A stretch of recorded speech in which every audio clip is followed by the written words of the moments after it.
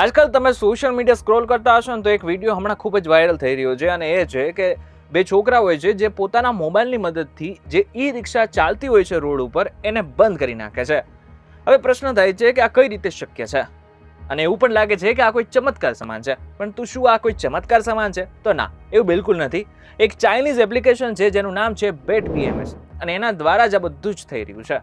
પરંતુ એક મિનિટ, જો ઈ રિક્ષા સાથે થઈ રહ્યું છે તો પછી આગળના સમયમાં જેટલી ઇલેક્ટ્રિક ગાડીઓ છે એની સાથે પણ આવું થઈ શકે છે.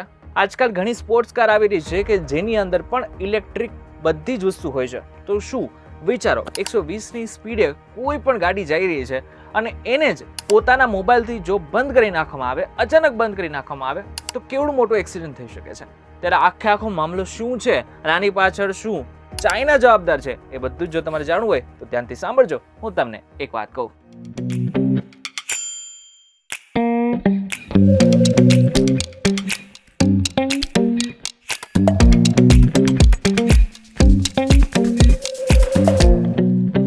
એક વાર આપનું સ્વાગત છે અને હું છું આપનો દોસ્ત કરણ ચરોતરા. હવે સૌથી પહેલા આપણે એ સમજી લઈએ કે આ બેટ બીએમએસ નામની એપ્લિકેશન છે શું. ચાઇનીઝ એપ્લિકેશન છે એ તો તમને ખબર પડી ગઈ, પરંતુ આ જે એપ્લિકેશન છે એને કોને વિકસાવેલ છે? તો શેન્ઝેન ગ્રીન એનર્જી ટેકનોલોજી દ્વારા આને વિકસાવવામાં આવેલી છે. જો એન્ડ્રોઈડની વાત કરવામાં આવે તો એન્ડ્રોઈડમાં લગભગ 1 લાખથી વધુ લોકોએ આને ડાઉનલોડ કરેલી છે, પરંતુ મહત્વની વાત તો એ છે કે બીજી બાજુ એપલે આને પોતાના એપ સ્ટોરમાંથી ગાયબ કરી નાખી છે. જો કે તમને જણાવી દઉં કે આ એપ્લિકેશન બનાવવાનો ઉદ્દેશ્ય બહુ જ સારો હતો. જે તે કંપનીએ બનાવેલ છે એનો ઉદ્દેશ્ય માત્ર એટલો હતો કે કોઈ પણ ઈ રિક્ષા ચાલતી હોય, ઈ રિક્ષા ચાલક જે છે એ બેઝિકલી એને ખબર પડે કે પોતાની ઈ રિક્ષાની અંદર જે બેટરી છે એ કેટલા પર્સન્ટેજ હજુ વધેલી છે, ક્યાં સુધી ચાલશે, એ બેટરીમાં કોઈ પ્રોબ્લેમ તો નથી ને. આ બધું જ મોનિટરિંગ કરવા માટે થઈને ખાસ કરીને આ એપ્લિકેશન વિકસાવવામાં આવેલી હતી. જો કે બધાની વચ્ચે તમને જણાવી દઉં કે આ જે બેટરી બનાવવામાં આવેલી છે, ઈ રિક્ષાની બેટરી બનાવવામાં આવેલી છે, એની અંદર જ બ્લૂટૂથ કનેક્શનનો ઓપ્શન આપેલું છે, જેના દ્વારા કોઈ પણ વ્યક્તિ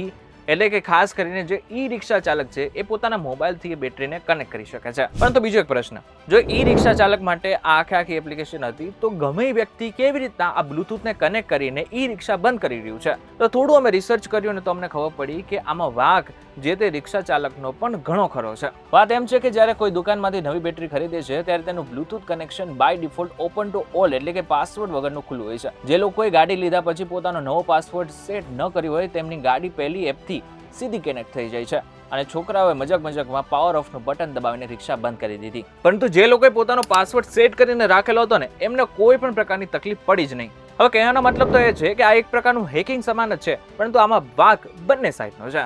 આને થોડું ઉદાહરણ સાથે સમજીએ તો તમે ઘર ખુલ્લું રાખીને સૂઈ જાવ છો, પરંતુ જો ચોર આવે છે તો વાંક ચોરનો તો છે, પરંતુ બારણું તમે ખુલ્લું રાખેલો હતો એટલે વાંક તમારો પણ છે. તમે Xiaomi, MI જેવી મોટી કંપનીઓની અંદર એના મોબાઈલની અંદર ખાસ કરીને કેટલીક એપ્લિકેશનો જોઈ છે કે જેના દ્વારા થઈને એ એક પ્રકારનું રિમોટ કંટ્રોલ સમજી લો, એના દ્વારા ડાયરેક્ટ તમે એસી, ટીવી અને આની સાથે ઘણી ઇલેક્ટ્રોનિક આઇટમ છે કે જેને તમે ચાલુ અને બંધ કરી શકો છો. થોડા સમય પહેલા MI ના ફોનમાંથી ઘણા બધા લોકોના એસી બંધ કરવા અને આની સાથે ટીવી ચાલુ કરવા જેવી જે પ્રોબ્લેમ્સ હતી એને પણ જોઈ છે અને લોકોએ આનો આનંદ પણ ઉઠાવેલો છે. પરંતુ જ્યારે આ વસ્તુ આવે કે જેના દ્વારા ડાયરેક્ટ ફોનમાંથી ઈ રિક્ષા અચાનક બંધ કરી નાખવામાં આવે છે ત્યારે ઘણો મોટો પ્રશ્ન ઉદ્ભવ્યો છે. હવે ઈ રિક્ષાને સમજી રહ્યા છીએ તો આનાથી પણ વિશેષ એ તમારે સમજવાનું છે કે તમે ઘરમાં જે સીસીટીવી લગાવેલા છે ને એ જ આ પ્રકારે જ કામ કરી રહ્યું છે. હવે જે વ્યક્તિ તમારા ઘરે સીસીટીવી ફિટ કરીને ગયો ને એ તમારા મોબાઈલની અંદર એક એપ્લિકેશન નાખીને પણ ગયો છે. એ એપ્લિકેશન સ્ટાર્ટ કરતી વખતે સીસીટીવીનો પાસવર્ડ પણ એને સેટ કરેલો હશે. હવે જે પાસવર્ડ સેટ કરેલો હશે ને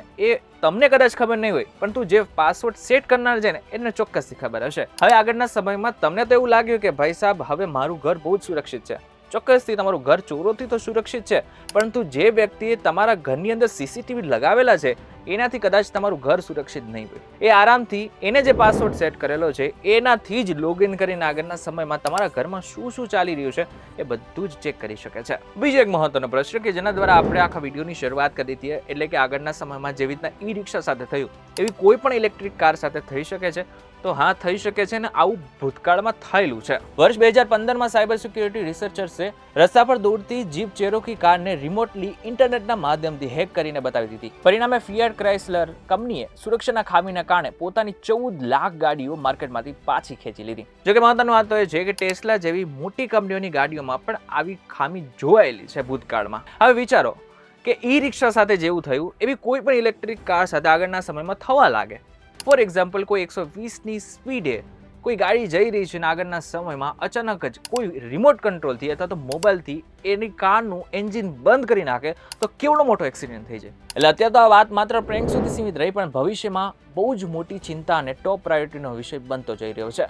હવે મહત્વની વાત તો એ છે કે જે લોકો અત્યારે ઈ રિક્ષા ચલાવી રહ્યા છે એમના માટે ખાસ કરીને એ સમજવાનું છે કે પોતાના જે પાસવર્ડ છે એ પોતાની જાતે હવે ક્રિએટ કરતા થઈ જાઓ ને, અથવા અત્યાર સુધી જો પાસવર્ડ નથી રાખેલો તો અત્યારે જ રાખી દેવો. આની સાથે સાથે જો તમારા ઘરમાં સીસીટીવી છે તો ચોક્કસથી એનો પાસવર્ડ પણ અત્યારે જ બદલાવી નાખો. ત્યારે મહત્વની વાત તો એ છે કે આજના આખા વિડીયોમાં તમે એ સમજી લીધું છે કે અત્યારની જે પરિસ્થિતિ છે, અત્યારની જે ટેકનોલોજી છે, આગળના સમયમાં ચોક્કસથી આપણા કામમાં તો આવશે, પરંતુ ઘણી બધી વખત એ શાપ સમાન પણ બની શકે છે.